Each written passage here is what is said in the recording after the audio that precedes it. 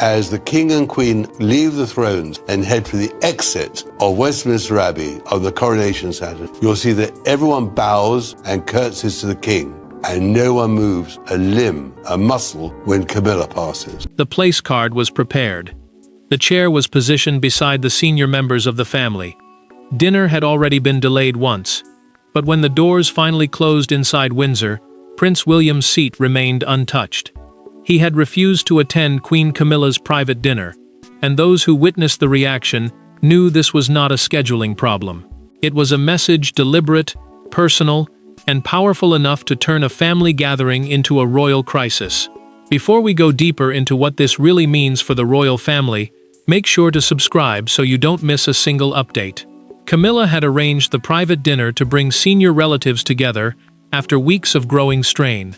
A private Windsor dinner was an invitation-only family gathering held away from public ceremony, where sensitive matters could be discussed without cameras or formal announcements. Charles supported the evening because he believed William's presence would reassure everyone that unity still existed. Instead, the empty chair exposed a divide no carefully planned meal could conceal. William had not forgotten the invitation.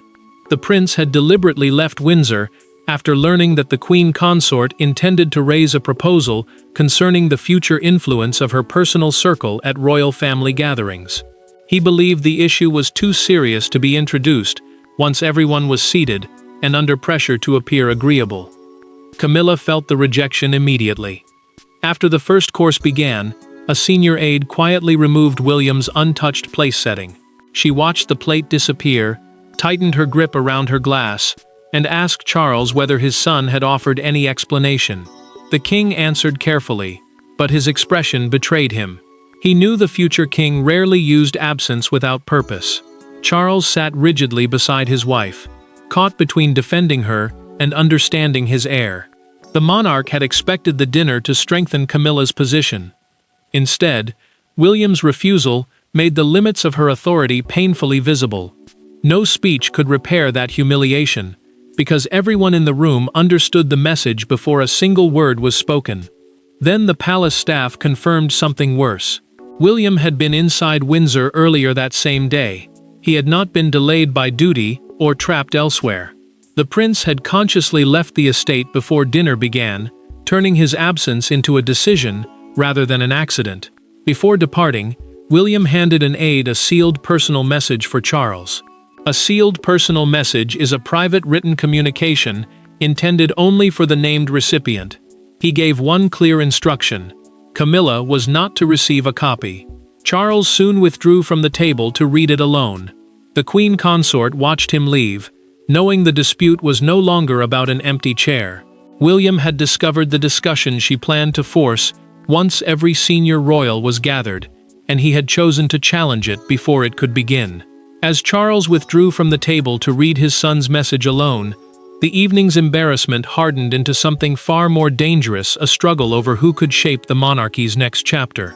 To the guests inside Windsor, William's absence looked cold. To Charles, it felt like an accusation. To Camilla, it was humiliation delivered without a single spoken word. Yet behind the empty place setting were three people carrying three different versions of the monarchy. One wanted acceptance, one wanted peace, and one believed peace had become an excuse for surrender. By the end of that evening, their private loyalties were no longer moving in the same direction. William viewed private royal dinners as more than family occasions.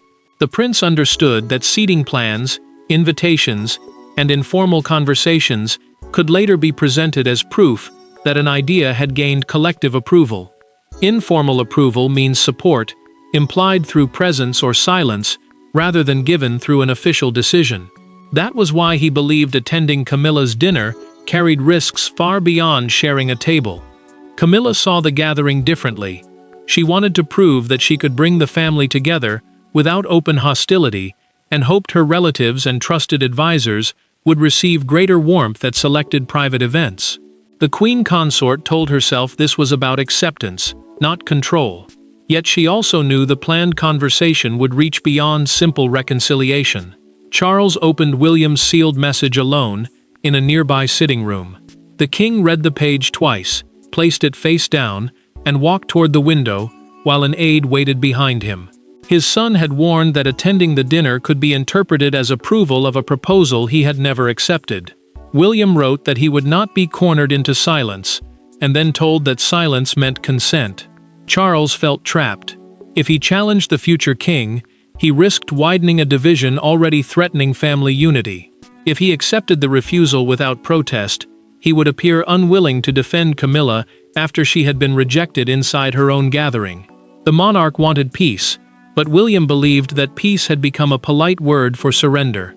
Camilla admitted her hurt to a trusted companion through a documented account recorded after dinner. She said she had not asked the prince to approve her entire future role, only to sit at her table.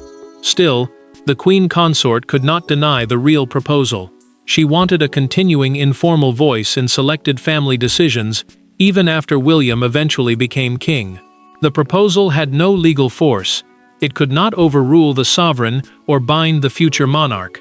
But its symbolic meaning was enormous, because it suggested that Camilla's influence might continue after Charles's reign ended. William had not reached his decision in one angry afternoon. The refusal had been building since an earlier Windsor gathering, when a private assurance was made without his consent, and later treated as settled family understanding.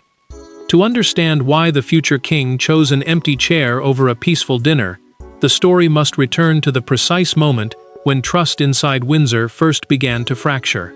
The crisis did not begin on the night of the dinner. It began 6 weeks earlier, after a memorial reception at Windsor, when the guests had left, and 3 people remained behind. Charles believed he was calming an anxious wife. Camilla believed she was securing her future. William believed they were discussing temporary arrangements. But one sentence spoken behind a closed door changed the meaning of everything, and when the prince later discovered how that sentence had been repeated, he felt deliberately outmaneuvered. Charles led Camilla and William into a private drawing room without aides. A drawing room is a smaller, formal room used for private conversation after larger gatherings. The discussion concerned how the queen consort would be treated when the prince eventually became king. William spoke carefully.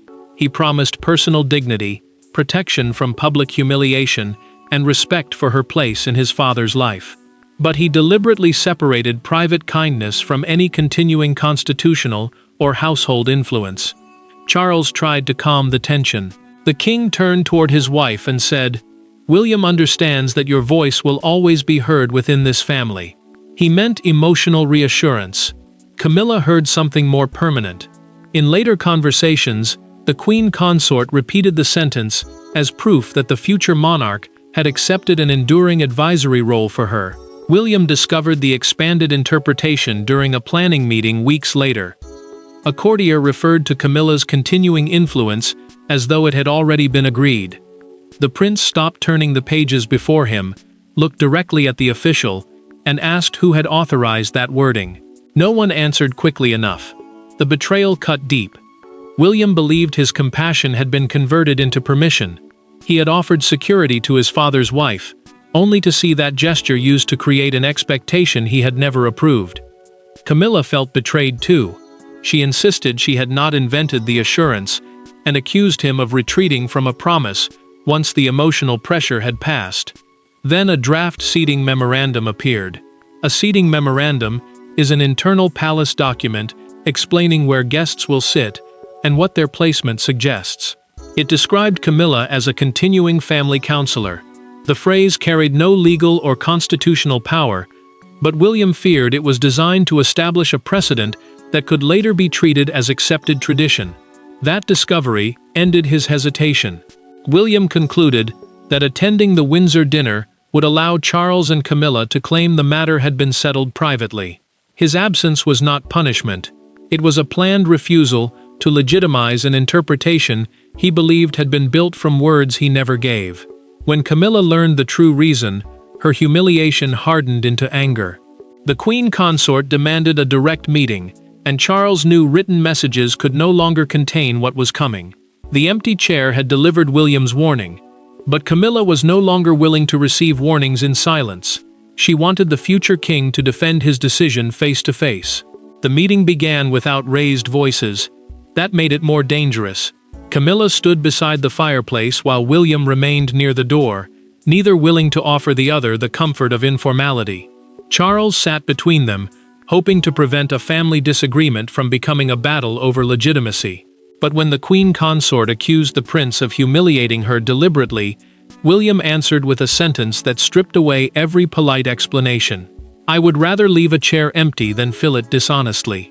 Charles had summoned them to a private Windsor room the morning after the dinner and ordered that no secretaries, advisors, or household officials attend.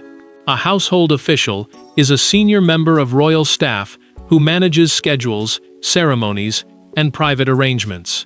The king wanted honesty without interference, but the absence of witnesses only made every word feel more exposed. Camilla stepped closer and asked whether William understood how his refusal had made her look before the entire family. The Queen Consort said the empty seat had turned her dinner into a public rejection inside private walls. The prince answered that appearing united under a false understanding would have caused greater damage. He would not perform agreement simply to protect the evening. Camilla's restraint broke. She accused William of treating her like an intruder after years beside Charles. She had attended difficult engagements, endured suspicion, and supported the monarch through pressure few people understood. Yet the future king had chosen the most visible possible way to remind everyone that her acceptance remained conditional. William did not retreat. He told her that personal respect did not create authority over the next reign. The prince would protect her dignity and prevent humiliation. But Charles's love could not define future royal structures. Affection, he warned, was not constitutional permission.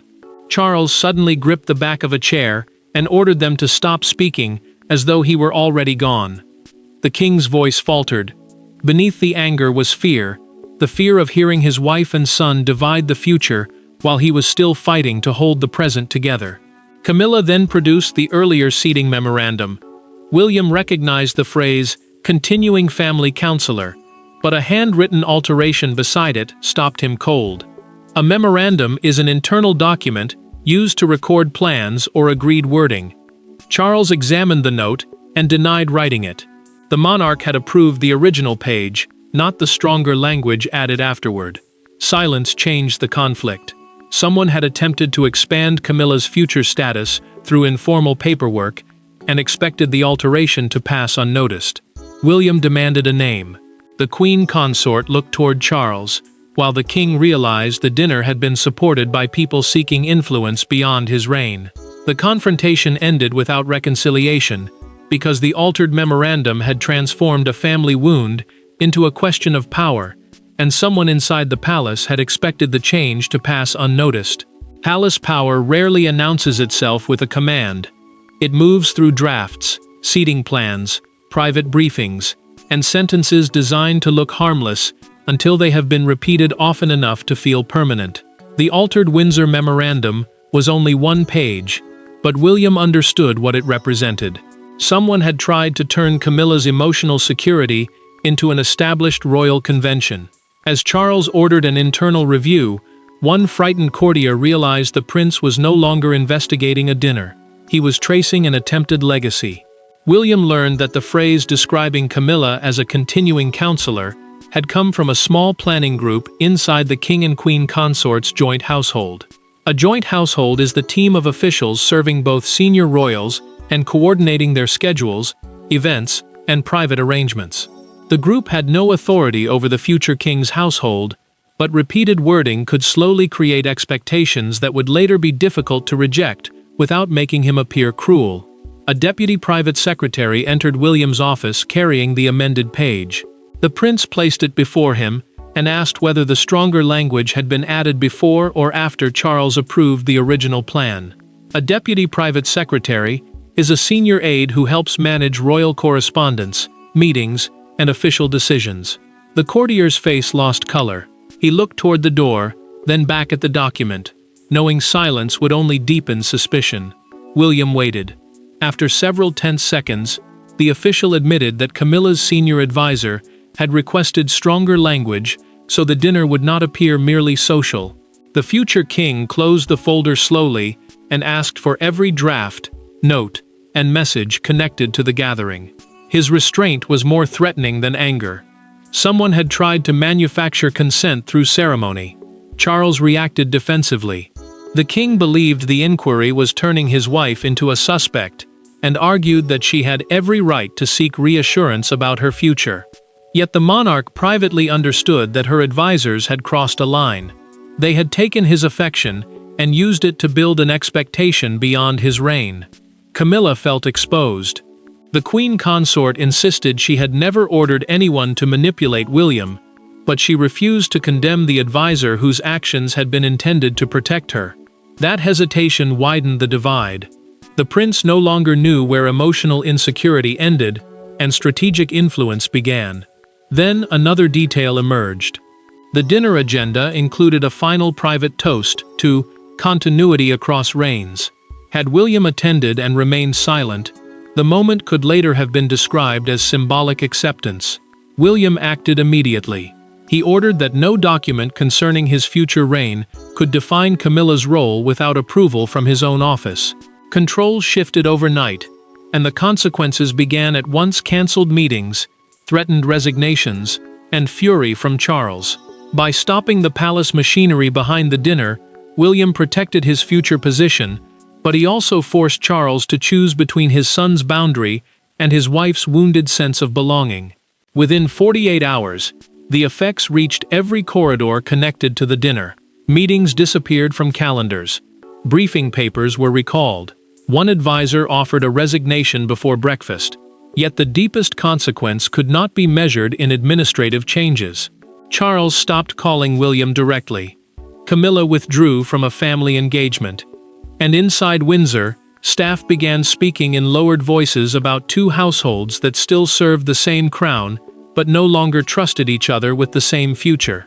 William's office formally rejected the phrase "continuing family counselor" and ordered every copy of the dinner memorandum withdrawn. A royal household is the staff and advisors who support a senior member of the family in official and private duties. The prince also cancelled a follow-up discussion arranged by Camilla's team, making clear that no conversation about his reign would continue under disputed wording. Camilla received the cancellation while seated alone at breakfast.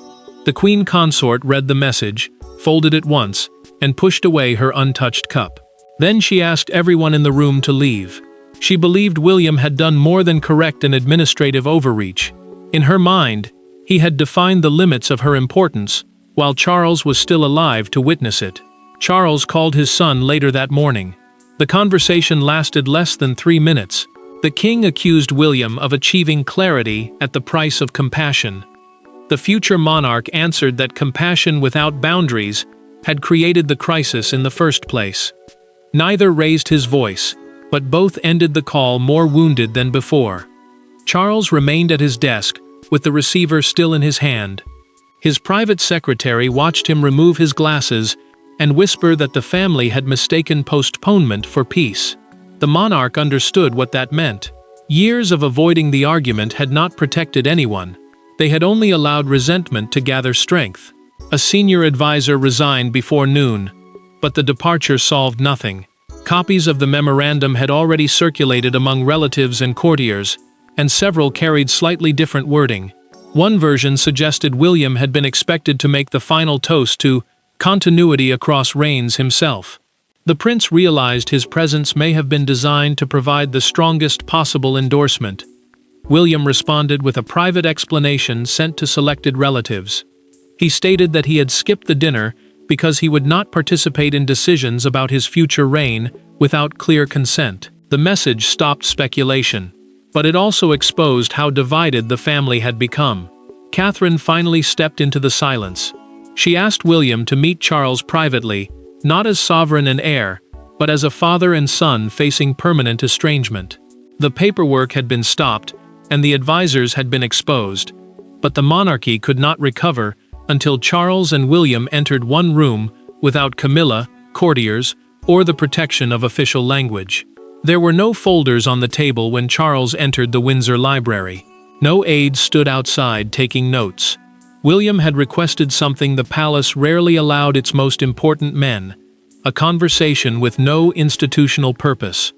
For several moments, father and son said nothing. The anger of the previous days had exhausted them both. Then Charles asked the question beneath every argument about Camilla, every memorandum, and every empty chair. When did you stop trusting me to understand you? William did not sit across the long table. He moved a chair closer, reducing the distance between them, before either man tried to reduce the damage. A Windsor library meeting usually carried official weight, but this conversation had no formal agenda, meaning no decision paper, staff record, or prepared position stood between father and son. Catherine had urged the prince to separate his dispute with Camilla from the pain growing between him and the king. William said he had skipped the dinner because attending would have trapped him. If he objected after arriving, he would humiliate the queen consort before the family. If he remained silent, others would call that silence approval. The future king had chosen absence because every other option seemed dishonest. Charles listened without interrupting. Then he admitted what William had needed to hear. After the memorial reception, the monarch had used his son's kindness to reassure his wife, without confirming what had truly been agreed. His sentence had created a promise the prince never made, and palace advisors had stretched that mistake even further. William's anger softened into sorrow.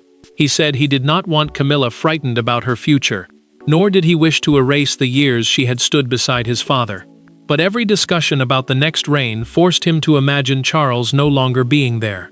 The politics were painful because the loss beneath them was personal. Charles lowered his head.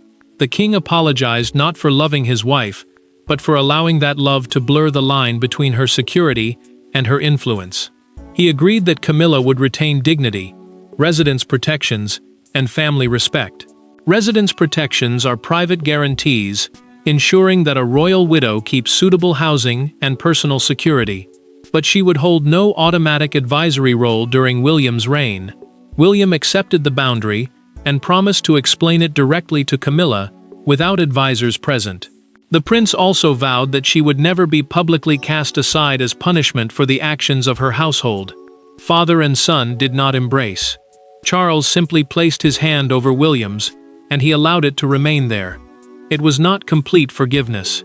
It was trust beginning again. Charles and William had finally found language honest enough to protect both affection and duty.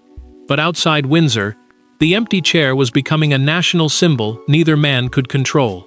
The story escaped the palace through one image: a long Windsor dining table glowing beneath chandeliers, every seat occupied except the place prepared for Prince William. By sunrise, that empty chair was no longer private.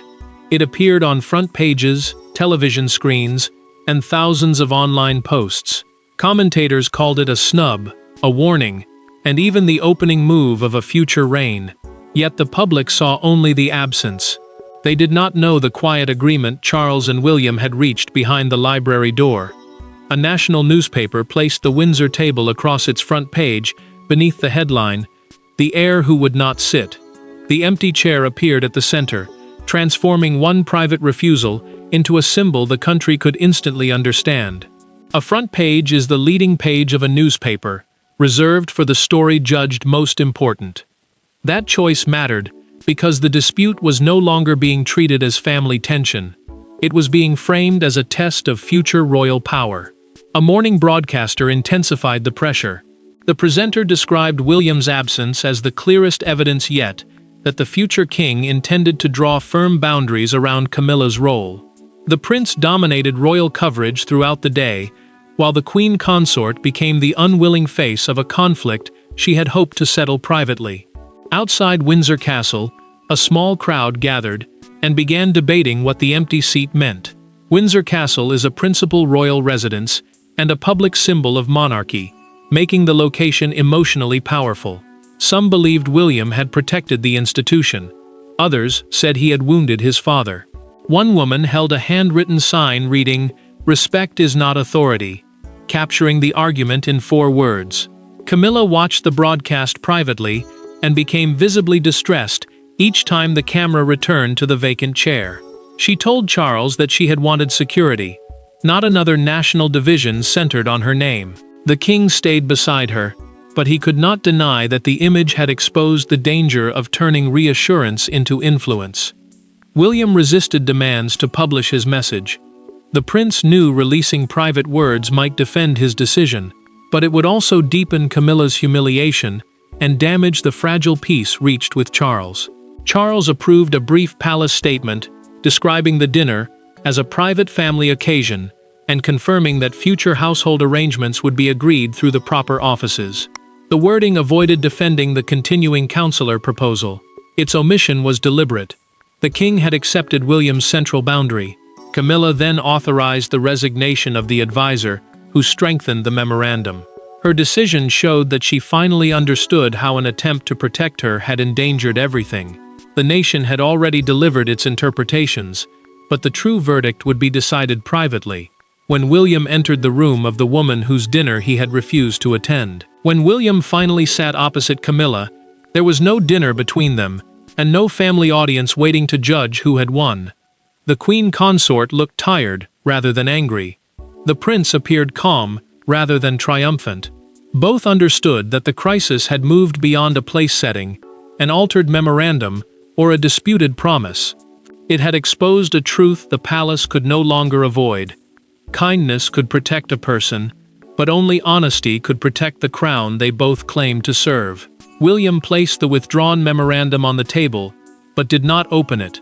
A memorandum is an internal document used to record plans, wording, or agreed arrangements. Leaving it closed signaled that the argument was no longer about one phrase. It was about fear, influence, and the damage caused when emotional promises were allowed to carry political meaning. Camilla spoke first. She admitted that anxiety about her future had shaped her judgment. The queen consort had spent years fighting for acceptance, and she had begun treating every boundary as another rejection. She said she had wanted security beside Charles, but allowed advisors to turn that need into an expectation that reached beyond his reign. William answered without cruelty. The prince explained that skipping the dinner had never been intended to erase her. He refused because his attendance would have allowed others to define his future while expecting him to remain politely silent. His absence was severe, but silence at the table would have been dishonest. Camilla accepted the boundary. She would retain personal dignity, family protection, and a secure place beside Charles, but no guaranteed authority within William's reign. Respect, she finally agreed, could not be converted into power. William then acknowledged the pain he had caused. The future king apologized for leaving her exposed before the family, but he did not apologize for refusing the proposal. That distinction mattered. Reconciliation did not require either person to pretend the conflict had been meaningless. Camilla pushed the memorandum toward him and said it should be destroyed. William declined. He wanted it kept in the private archive, a protected collection of family records, as a warning about what happened when affection and authority became confused. The consequences followed quickly. Charles restored direct communication with his son. Camilla reorganized her advisory team. William withdrew further restrictions after the disputed language was formally removed. No one emerged victorious. The queen consort lost the expectation of continuing influence. The prince accepted responsibility for the harshness of his message, and the king faced the cost of promising peace without defining its limits. William's empty chair was not revenge. It was a declaration that family affection and royal authority could coexist only when neither was used to disguise the other. And so the chair that first appeared to divide the royal family ultimately forced them to speak with an honesty Windsor had postponed for far too long, closing the crisis not with a victory, but with a boundary everyone finally understood. Thanks for watching. Please don't forget to like and subscribe, and we will see you in next one.